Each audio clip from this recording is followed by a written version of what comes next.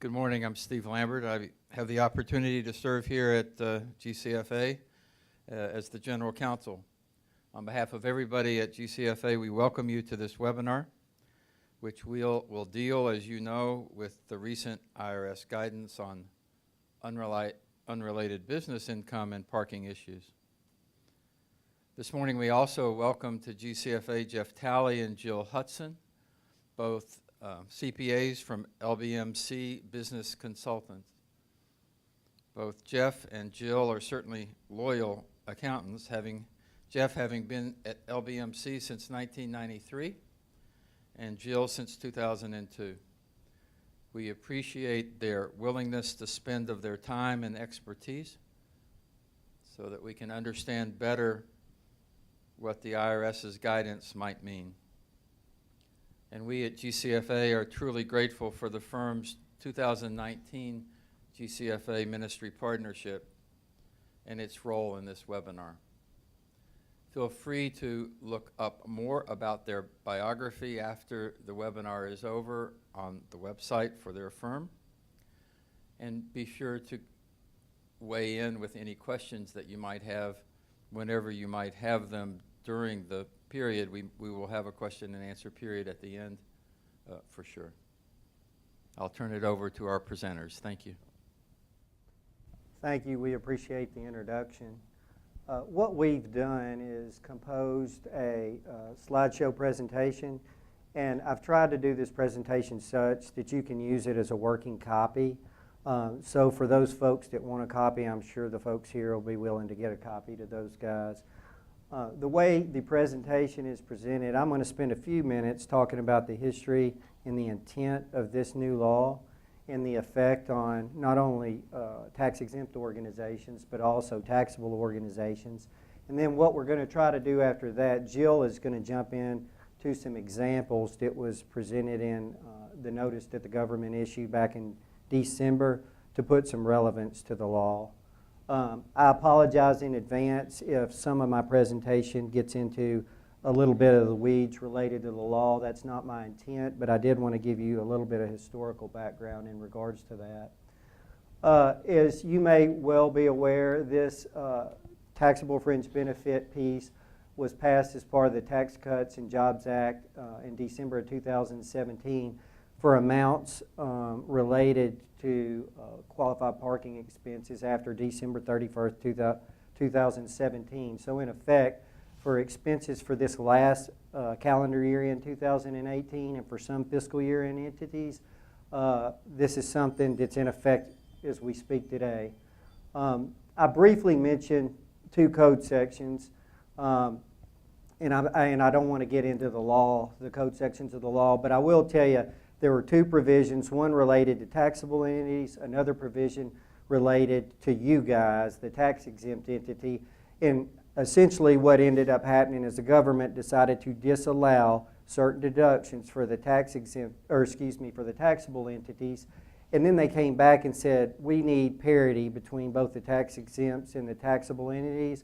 So in order to initiate that parity, they put a provision in the law that says, you need to follow what's done with the taxable entities. And that's what we're going to get into the gist of today. This guidance that was issued in December was meant to be specifically that, just tentative guidance. The government does intend to come back and enter some proposed regulations and give a little more clarity to it. But like with everything else, when the law is passed in haste, it takes them a while to give us official guidance as to how do we apply it. And we're seeing a lot of that over the last 3 to 4 months. The key thing that I want you guys to be aware of throughout this presentation is the way the law is written. It refers to qualified transportation fringes, which we look or think about employees getting a benefit, a fringe benefit, whether it's taxable or non-taxable. That's the way the law is written and carved around the benefit the employee receives, but the disallowance or the add back for these tax exempts is really going to be related to the expense item and not the value. A couple of things I want to mention, the gist of it. How did we get to this point? Well, when the new law was instituted, what the government said is qualified transportation fringes are going to be deemed to be non-deductible. And just keep in mind, big picture, what the government was trying to do when they instituted this act. They had provisions in the law to reduce taxes. We saw that from a corporate perspective and also from a non-corporate perspective. They had to make up the revenue somewhere to balance the budget. This was one of those provisions. So they said to the extent employees receive some form of benefit related to the parking that's provided to them, we want to pick up some tax dollars associated with that. Qualified transportation fringes were deemed to be non-deductible items, and they defined qualified transportation fringes to include qualified parking. They then went on to define qualified parking as parking provided to an employee on or near the business premises of the employer, or on or near a location from which the employee commutes to work. And they defined employee to mean statutorily whatever a common law employee was under the law, plus other statutory employees, and they said officers or corporations and things like that. So in effect, from 30,000 feet, what they're trying to do is quantify how much needs to be picked up on a tax return and tax paid on for a benefit provided to the employee for the parking that they received. And we're going to talk about some of the scenarios and provide examples that's really going to be where the rubber hits the road later in the presentation. Overriding this initial presumption that these expenses are non-taxable are two exceptions to the law. One stems around the fact that if an employee receives a fringe benefit and that fringe benefit's included in their compensation, then there's no disallowance provision. So that's a favorable exception. The second one, I think that's going to probably apply to most folks as part of this presentation, has to do with parking facilities that are owned or leased by the tax-exempt organization. And I'm using that term broadly. It includes churches as well. So that second exception, you'll notice if you get to a point where you deem the use of the parking lot from a majority standpoint, being 50% or more, to be public use, at that point you won't have to worry about the add back except for one other exception that we'll talk about a little bit later. So the discussion is going to stem around two different methods to determine what this add back could be for purposes of whether it's applicable to you as an organization or not. And it depends, the two methods depend on whether, one, the organization pays a third party for the parking that's provided to its employees, or two, like I mentioned earlier, and I think this may be the bulk of the audience, is whether you own or lease your facility. Parking facility is defined to include indoor and outdoor garages and other structures, as well as parking lots and other areas where the employees may park on or near the business premises of the employer, or on or near a location from which the employee commutes to work. And then the notice went on to say it really doesn't include parking on or near property used for residential or by the employee for residential purposes. The big piece of this is when we get into the examples, as I mentioned earlier, the add back piece for purposes of what you guys are concerned around relate around the expenses of the parking lot. It doesn't relate to the benefit to the employee. They define in the notice things that are subject to this add back, and it's not an all-inclusive list, to be repairs and maintenance associated with a parking lot, the utility costs associated with a parking lot, insurance, property taxes, interest on if that lot is financed, snow and ice removal, leaf removal, trash removal, cleaning, landscape cost, parking lot attendant expenses, security and rent or lease payments, or a portion of a rent or lease payment if not broken out separately. It doesn't include depreciation expense. That's considered normal wear and tear of the lot. That's a positive for us. You don't have to add that back in when you're going through your disallowance calculation. And then towards the end, I mentioned it. Also note that expenses paid for items not located on or near the facility. So if it's outside the facility, like landscape or lighting, you don't necessarily have to include that in your cost base. What I want to focus on now, and then Jill's going to jump into a few of the examples, and I think that's going to help for clarification purposes, is to really focus around the lots that are owned or leased by the organizations that are subject to this new law. And what the government's done is they've basically put in 4 different steps to help you determine how much, if any, is subject to this unrelated business taxable income add back. Big picture, when you look at these steps, if you're an organization that has reserved spots for employees of your organization, right off the bat, you're going to have to compute a portion of your expenses associated with the lot, and that's going to be subject to UBIT. We're going to talk about compliance later and whether you actually do need to file a return or not. Keep that in mind. That's step 1. Step 2 then gets into the second exception I talked about earlier. You're going to then have to quantify, how is that lot used? Is that lot used primarily for the general public, primarily being more than 50%, or is it used primarily for my employees? To the extent you exceed this 50% limitation, then you're not going to be, for public purposes, you're not going to be subject to this add back clause. If you don't have reserve spots and then you're deemed to be generally used for public purposes, you're not going to be subject to this new law as it's caveated and written right now.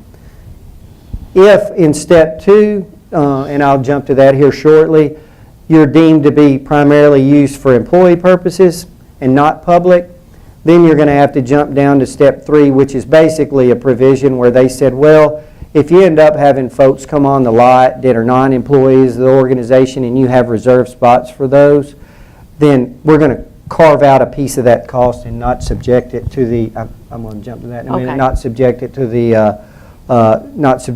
the disallowance provision. And that's this step 3. And then step 4, generally, if you end up with expenses that are deemed neither to be disallowed or deductible, you're going to have to jump into step 4, which is their reasonable method to determine how much of the remaining cost should or should not be subject to this new law. And what we've determined is step 4 is not going to come into play unless you, during the step 2 calculation, you determined that your lots are primarily used for your employees. So let me jump back. We talked about reserved spots, and you're probably going to run into that for those organizations and those churches that are providing designated parking for maybe their pastor, their ministers, or the employees, some of the key executives of the organization who pull in the morning. You're probably going to run into this issue. Now, whether it's going to become an issue or not, we will talk about that. At the end of this slide, you'll notice that I've got a caveat that says the government's providing us out to the extent that you've provided these reserved spots for certain folks who work at the organization. They're allowing us by March 31st of 2019 to retroactively go back and somehow remove those spots or a portion of those spots and not be subject to the law. So, as an example, if you had 10 designated spots, your pastor and whoever else that were employees of the tax exempt, you may deem that you remove them all and that thus create parking for anybody, or you may decide after you go through the numbers and the calculation, well, we don't want 20 reserved, but we want 10 reserved or 5 reserved because we feel like we can get under a $1,000 de minimis number that keeps you from having to file a return. And again, this will make a little more sense when we get into the examples. So that's some planning or at least some thoughts that they've put into the law that will allow us to not be subject to this tax if we do have reserved spots. Let me briefly mention up at the top of the slide signage, where you've got signs that say employee parking only or reserved for. That's deemed to be reserved employee spots. Or if you segregate your facility, if you've got areas where you have to have an access card or some way to enter and it's there's a barrier there just for the employees, that's deemed to be reserved spots. This is the big one, step 2. We talked about it a little bit earlier, but this is a test we're going to get into. that determines whether your lot is generally used for public purposes or whether it's used primarily for the employees of the organization. And then you won't hit this one if you deem in step 2 to be used primarily for public, but this is their caveat to determine, hey, if you've got reserved spots for folks that are coming customers, or you'll see congregates, and I think I've got that highlighted at some point, of the church, that you don't have to pick up the calculation of the non-deductible piece in your employee base. And then step 4 is kind of the all-inclusive step to determine for those costs that are residual, how do you reasonably determine what needs to be picked up for purposes of the new law and taxed or not. I briefly want to mention some of the specifics for tax-exempt organizations that were caveated in this new notice in December of 2010. One of the caveats, and not everybody is going to have this that's part of the audience today, but if you were already filing a 990T and reporting some form of unrelated business taxable income, and to the extent you have to go through this fringe benefit calculation as if you were a taxable entity, remember I said there's 2 provisions, one for taxable and one that's a carve-back for tax exempts. You're already having to take care of this piece in that first calculation as if you're a taxable entity. All they're saying in the law is you don't have to go through this provision twice. In essence, you would be double taxed on it. So you're already covered under the first piece. That's all that first slide relates to. And this second piece is under the tax exempt provision. They did mention on-premises athletic facilities, and they said that this law was subject to on-premises athletic facilities disallowance computation. They did not put that provision in for purposes of the tax exempt section or the taxable section. So what they're saying at the end is, for the time being, as long as that athletic facility is not primarily for the benefit of the tax exempt organization employees and doesn't discriminate in favor of a certain pool of people, then you don't have to worry about this piece. So 99% of the time right now we're not going to have to worry about this. I just wanted to briefly mention it in the presentation. The third piece that has to do with taxable entities is, to the extent this is your only UBIT piece, this fringe benefit calculation, and you're going to be new to filing the 990T, you're going to go through the calculation and determine how much add back you have, and then you're going to then determine if it exceeds statutorily provided amount of $1,000. They give you a $1,000 exemption at the end of the calculation. If you're not over that, you're not going to be required to file a return unless you have other sources of UBIT. So for those of you, I just want to mention, for those of you that have other sources of UBIT, the law gets a little bit hairier. So if you've got 2 or more sources of UBIT, you may be penalized in your calculation of whether you can offset this fringe benefit calculations from losses from other sources. If you've got one, you may not be penalized. And that's really all I want to say about that. We can field deeper questions in regard to that if you have them via at the end of the presentation, or via phone call or email. Here's the $1,000 specific exemption that I talked about. That's a lot of the 30,000-foot overview in regards to the law. What Jill's going to talk about, and we're going to hit some of the example in the notice, is some guidance that the government gave us.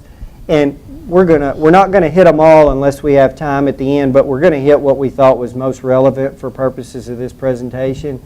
And hopefully this will be beneficial. Please don't get caught up too much in the code sites. We took these from the notice. There were 10 examples issued in the guidance in December, and we took it from it, but we're going to try to summarize this as much as possible. Okay, so we're going to start off with the simplest example, and then we're going to just start going down to the more complex. In example 1, taxpayer A pays another third party that owns the parking garage across the street from A for parking, and they pay him $100 a month for each of their employees. to park in the garage, which is $12,000 a year. The $100 per month paid for each employee for parking is excludable as a fringe benefit because it's under the $260 a month ceiling. So, because all of it is excludable, the entire $12,000 is going to be subject to the disallowance. Because again, if you remember, if it's not included in compensation, then it's going to be subject to the disallowance. So all of this was under, and it's not picked up as compensation, so it is all taxable or disallowed. So for purposes of this first example, I'll just briefly mention for your organizations that may be paying a third-party provider like Central Parking, your employees, if the organization is paying directly or indirectly this third-party provider, the government gives you a fringe benefit for purposes of that calculation. So they don't have to pick up in income a certain amount each year in their W-2 for this benefit that they're receiving. So what Jill's saying in this calculation is you've got to go back and determine how much is being provided to each of those employees, and to the extent it's under the statutory government amount of $260 a month, you have to figure out how much you paid your provider, like Central Parking, and pick that up in income. And then we're going to get into example 2, which is going to show where they go over the 260, so they're having to pick up some in compensation, and you're going to get a different answer. Okay, so in example 2, we have the same facts, except that we're paying $300 per month for each employee, which is $36,000 a year. So of the $300 per month paid for each employee, $260 is excludable as a qualified fringe benefit. And so that does not have to be picked up as compensation.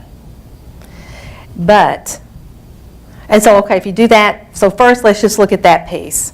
So $31,200 is going to be subject to the disallowance, which you have to take $260 per employee times 10 employees times 12 months. And so if you do the math, that's $31,200. So that is the amount that you're going to have that is disallowed, or in our scenarios will be picked up as UBIT. So keep in mind, big picture again, is if you're paying that Central Parking downtown and you've got a church maybe that resides, let's say in a big city like Nashville, downtown, and they're paying somebody to provide parking, and the employees are coming in and they've got a taxable fringe benefit up to $260, you have to determine what you're paying Central Parking in my example, and that has to be picked up as UBIT. To the extent it's over the $260 per month per employee, like Jill alluded to, you're supposed to pick that up in compensation. So what the government says is one of those 2 examples I gave you earlier, they're not going to penalize you for that part. So you don't have to pick it up as non-deductible. So the excess per month, which is $40, is supposed to be picked up as compensation. And because it's picked up as compensation, it will therefore not be subject to an add back. So to do that computation, it's $40 a month that should be added to their compensation, times 12, which is $480 a year. $4,800. I mean, well, $480 a year per employee times 10 employees, which gives you the $4,800, which is not an add back. Right. So these 2 examples really relate to the fact that we're paying a third-party provider and do not relate to the 4-step process that we'll talk about shortly. Okay, and I just wanted to go over example 3, because this one is where they do own their own parking lot. This is the simplest example. So this taxpayer, big box retailer, they own a surface parking lot adjacent to its store. They incur $10,000. They go through the computation and they come up with, they spend $10,000 a year in the total parking expenses. And it has 500 spots that are used by customers and employees.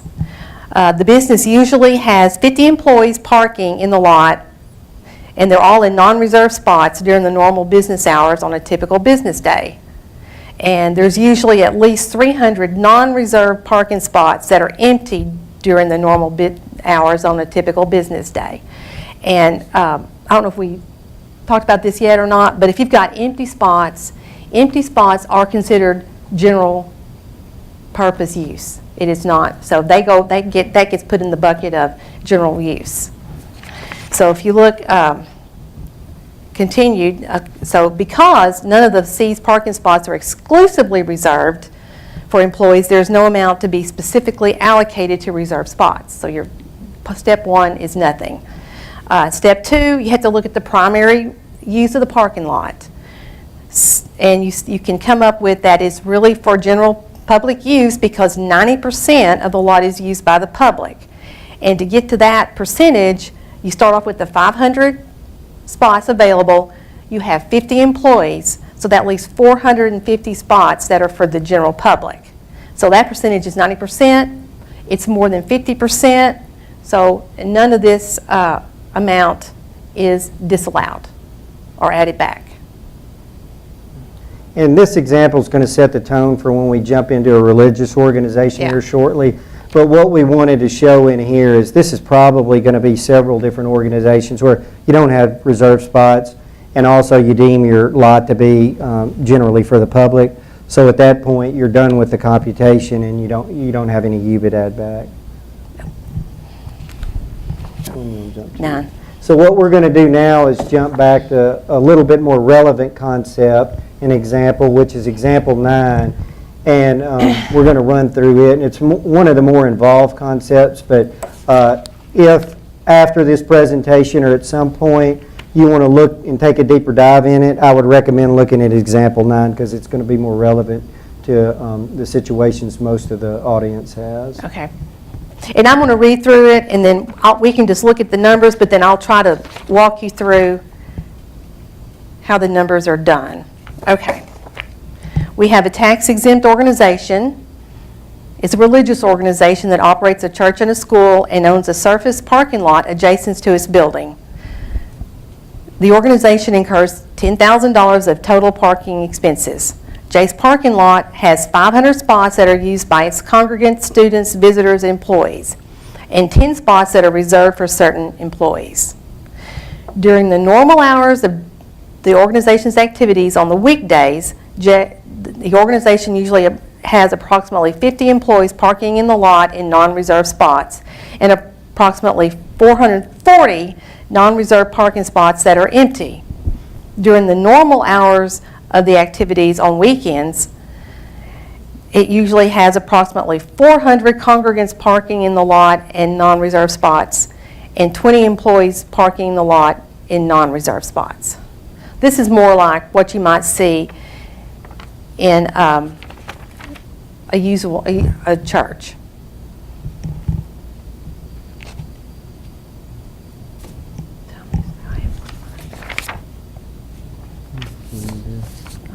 Okay, I'm sorry. One of my pages is gone. Okay, so let's start with step 1.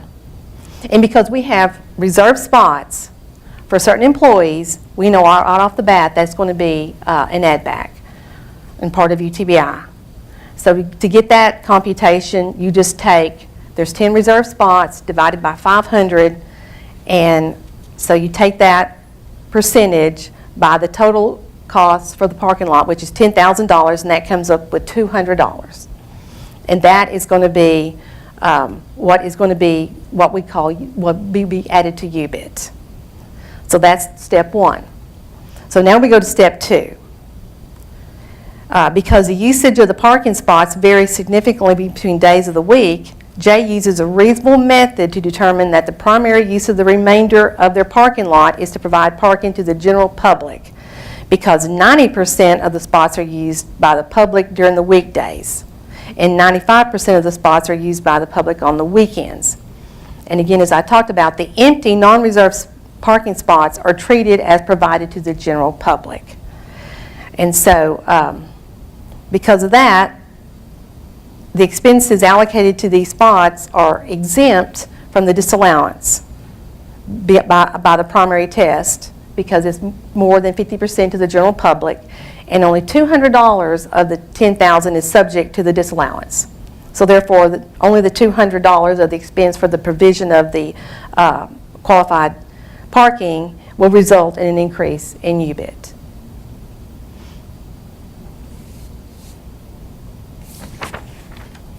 And then if you go on, so if J does not have any other gross income from any other unrelated trade or business of $800 or more, then there's no need to file a 990 because it's under the filing threshold.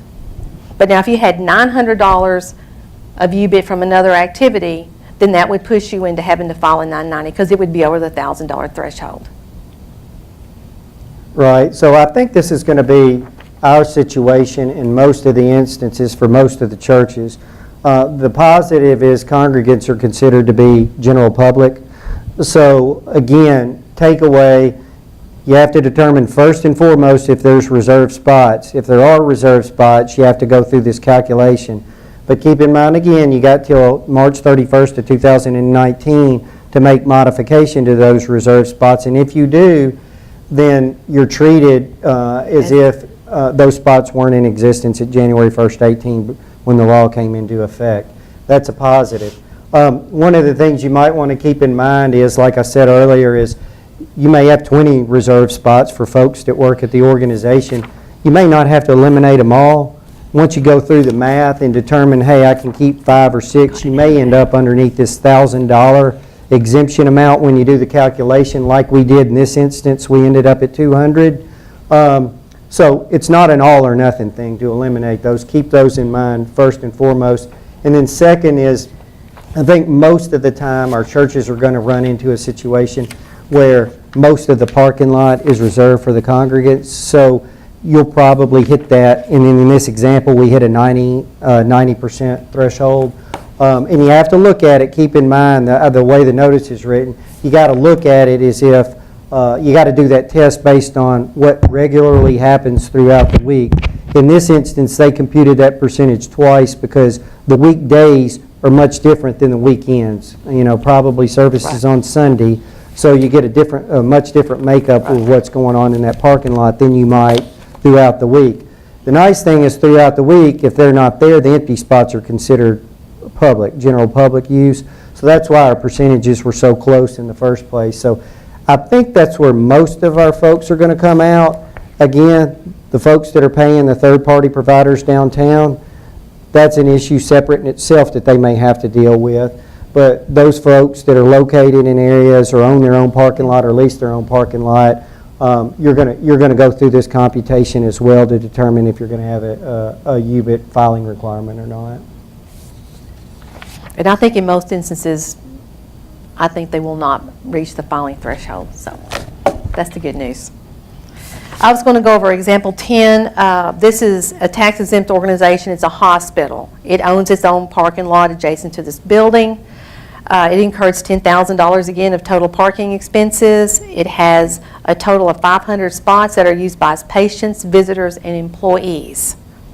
It has 50 spots reserved for management and approximately 100 employee parking in the lot in non-reserved spots during the normal operating hours of the hospital. Okay, so in here we go to step 1, and because we know we have reserved spots, we know there's going to be an add back. So to compute this add back, you know it's going to be $1,000 because you take 50 reserved spots over 500 spots, that's 10%. So 10% of the $10,000 of cost for the parking lot is going to be UBIT. And that will be, and so that's going to be disallowed or UBIT. Now, the step 2, we go to the primary use of the remainder of the parking lot and see if it's general public, which it is because we've got 78% of the parking spots which are remaining to the open public. And to get that number, you take 500 to begin with minus the 50 that comes off the top. That leaves you with 450. And we know that 350 of the 450 are going to be open to the general public, and that gives us the 78%, which again is above the 50% threshold And so none of that amount will be part of UBIT. So that leaves us with $1,000 of an add back that will be subject to UBIT in this situation. So the difference in example 9 and 10, the reason we pulled them up, 9 relates to a religious organization and probably more practical for purposes of this discussion. But when you go through the computation, you were under the $1,000, so the organization, other than maintain their computation of that in its files, would not have to file a 990T at the end of the year, which is the reporting form that you have to file to pay the tax on this UBIT income. That last example she just went under, the only difference, she ended up with a reserve spot calculation, and then the general public calculation was deemed to be general public, but you did hit $1,000 in that one. And to the extent you hit $1,000, technically you are supposed to file it, even though you'll end up at a zero taxable income if you don't have other sources of UBIT. So that was one of the things that we wanted to mention. I'm going to take just a brief couple minutes and mention filing requirements. The headache in this whole provision is we know churches aren't required to file a 990. Churches are required to file a 990T to the extent they have this unrelated business taxable income. Most of the folks in the audience probably have never had to file a 990T, and it's going to be a cumbersome process. It's going to be cumbersome going through the calculation based on the guidance we got. And then if they have to file one, they're going to have to determine, do I want to do this myself or find a provider to do it on my behalf? There has been some talk in the law, there was back in December, about repealing this provision, specifically as it relates to the exempt organizations. Let's hope that happens. They dealt with it hot and heavy. The Senate was for repealing it, both on the Democratic and the Republican side. The House was. So we had some push, but it stagnated once we got to the end of the year. So right now, we're still subject to this law, and it's something folks are dealing with. I want to mention we've had organizations right now that are June 30th year ends. So we've got several organizations that their filing period ended June 30th of 18. So technically they were subject to this law for the first 6 months of the year. And we've had to file some of these returns, these 990Ts, to pick up at least a half a year's worth of non-deductible expenses. The forms for 2000, you have to file those on 2017 forms. They don't allow for this qualified transportation fringe benefit calculation. So the government at the end of this, I'll show you, they've told us how to report it. So that's something you may have to deal with. Well, for 17, the amount of qualified transportation benefits goes on line 12, which is other income on the line on the form 2017 form. Because like I said, they had the forms, they passed the law, there was no line on the form. So it goes under other income on page 1 for 2017 tax returns. And what I've got up on the screen is the IRS guidance, and I highlighted that last sentence to the right telling you how to report that, if that is an issue. If you're a 12/31/2018 year end, they have newly drafted forms, and that's what I have up on the screen right now. That includes this transportation fringe benefit add back, and that's where probably most of our calendar year ends are going to end up. What I've done in this draft is, if the only source of income you may have is from qualified transportation fringes, they've told us how to fill this form out in the instructions, and what they've said is you don't have to fill the whole thing out. There's certain sections that I've noted with NAs that do not have to be provided. The piece on page 2 at the top that's highlighted is the transportation fringe piece. And again, if you have no sources of UBIT and your transportation fringes are under $1,000, you don't have to worry about this. If they get up over the 1,000, it might be something that you have to delve into and file this form. Let's hope that we get to a point we don't have to deal with it, but right now we are. Our 12/31 year ends, their tax returns, these returns are due May 15th of 2019. So if something happens between now and then, we may get reprieve, but if it doesn't, what you're going to have to do is end up filing this, or filing an extension possibly, if we hear some hoo-ha about them possibly repealing it. But you may end up having to go ahead and pay the tax at the time that the extension is filed, with the hopes of getting that back if they do repeal this provision. So keep that in mind. They did issue a notice in conjunction with this notice, trying to give folks a little bit of reprieve from the penalty provisions. When you have a tax obligation, the government likes you to pay estimated payments throughout the year to meet that tax obligation. If you've never filed a 990T before, they're giving you a window of opportunity if you prepare the return, file it on time, and pay the tax, to not be subject to those penalties for not making these estimates throughout the year to pay your tax. Keep that in mind. I think what you have to do is, on top of the form, you're supposed to put a little header that says filed under Revenue Procedure 100 or It's 2018-100. And that puts the IRS on notice that you're taking that exception. And I've had to do that with one of my other clients that was a 630 year end and hadn't heard anything back, but I'm assuming we're probably good in that respect. So, let's see, I thought I had another point I wanted to mention about that.